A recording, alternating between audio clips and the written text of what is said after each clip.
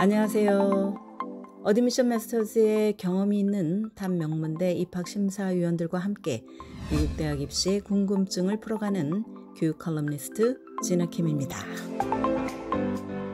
구독과 좋아요, 알림 설정은 영상 제작에 큰 힘이 됩니다.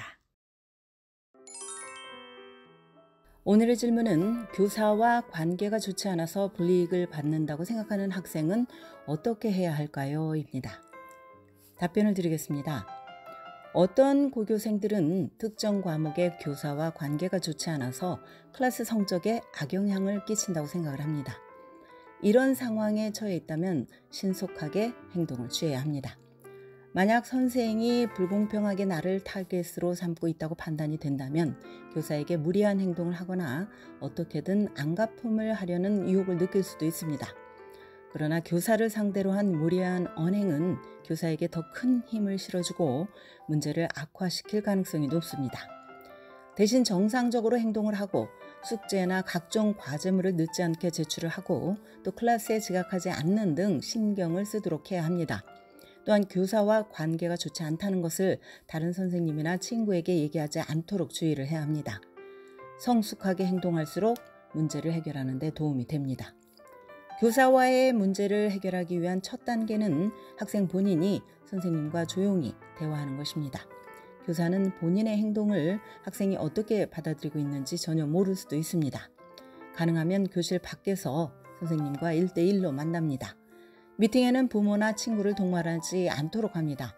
교사와 대화를 할 때는 상대방을 비난하지 않도록 조심을 해야 합니다. 교사에게 감정을 솔직하게 전하면서 왜 관계가 나빠졌다고 생각하게 됐는지 차근차근 설명하도록 합니다.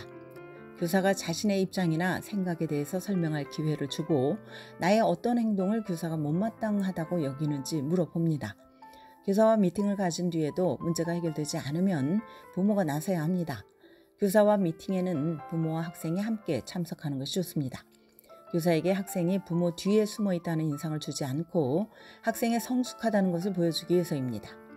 혼자 교사를 만났을 때와 마찬가지로 목소리의 톤을 낮추고 솔직하게 내가 처한 상황을 구체적인 예를 들어가면서 설명을 합니다.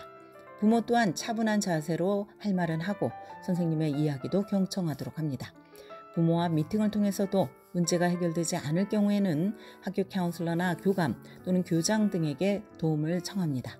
하지만 학교 관계자와 접촉하기 전에 해당 교사에게 통보하는 것이 바람직합니다. 학교 관계자가 학생을 잘 알면 학생의 편에서 일을 처리해 줄 수도 있습니다. 또한 학교 당국이 학생의 클레임을 심각하게 받아들이면 해당 교사의 행동을 모니터링하는 결정을 내릴 수도 있습니다.